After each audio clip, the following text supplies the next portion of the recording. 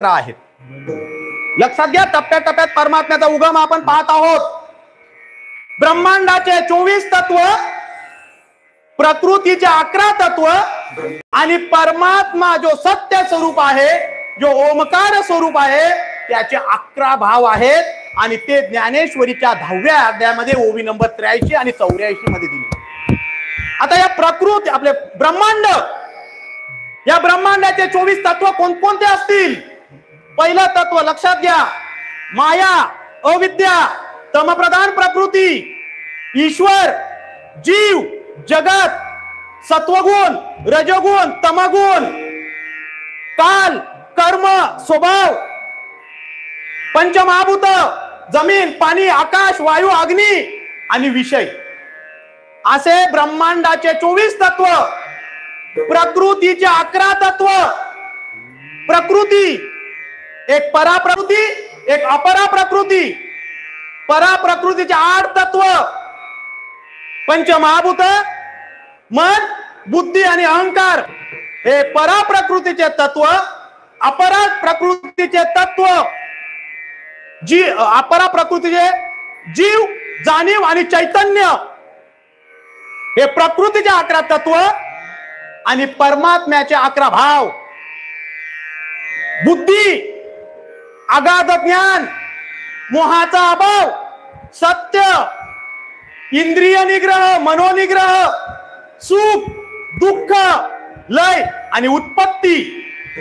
ब्रह्मांडाचे 24 तत्व, प्रकृतीचे 11 तत्व आणि परमात्म्याचे 11 भाव, या सर्व गोष्टी मिळून परमात्म्याची 3 रूप झाली। जे मगाशी आपण सांगितलं, निर्गुण निराकार, सगुण निराकार आणि सगुण साकार।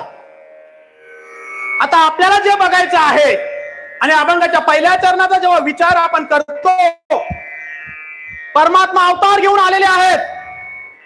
ते परमात्माचे जे अवतार आहेत ते सगुण साकार रूपातील आहेत। हा सगुण साकार रूपामधील परमात्मा केव्हा केव्हा आला? तत्पूर्वी निर्गुण निराकार म्हणजे काय? निर्गुण निराकार म्हणजे अनादि असलेले तत्व। निर्गुण साकार म्हणजे अरे हा व्यापक सर्वगत, तो हा निश्चिंत वेदांत, चिंतनासी चित्त असू द्यावे सावध। वेदांनी सांगितलं परमात्मा निर्गुण साकार रूपामध्ये म्हणजे चराचरामध्ये परमात्मा भरलेला आहे। हे असलेलं तत्व म्हणजे निर्गुण साकार तत्व। आणि सगुण साकार तत्व, या सगुण साकार रूपामध्ये परमात्मा आला केव्हा केव्हा? या सगुण साकार रूपामध्ये परमात्मा सत्ययुगामध्ये आला।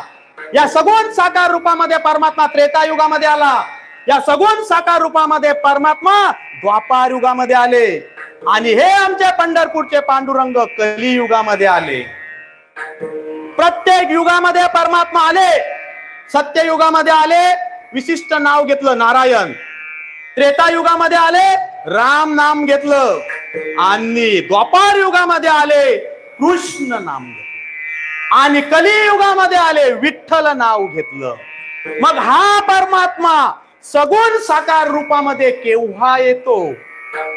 बघा, अभंगाच्या पहिल्या चरणामध्ये आपण काय सांगितलेलं आहे? देव, 3 देव आणि ब्रह्मांड आणि सूर्यप्रकाश। बघा, अभंगाच्या पहिल्या चरणामध्ये 3 मुद्दे सांगितलेले आहेत। देव, ब्रह्मांड किंवा ब्रह्मी आणि सूर्यप्रकाश। आणि हा परमात्मा का येतो? या सृष्टीवर जेव्हा पाप आणि पुण्य वाढतं तेव्हा हा परमात्मा येतो। या परमात्म्याला जेव्हा खेळायचं असतं तेव्हा हा परमात्मा येतो आणि ह्या परमात्म्याला जीवाचा उद्धार करायचा असतो तेव्हा परमात्मा येतो। 3 कारणाकरिता परमात्मा येतो। जेव्हा या सृष्टीवर पाप पुण्य वाढतं तेव्हा परमात्मा येतो, या सृष्टीवर खेळण्याकरिता परमात्मा येतो आणि ह्या सृष्टीवर जीवाचा उद्धार करण्याकरिता परमात्मा येतो। मग जीवाचा उद्धार करायचा होता, जीवाचा उद्धार करायचा होता परब्रह्मीचे असलेले तसे 1195 महाशिवरात्रीचा दिवस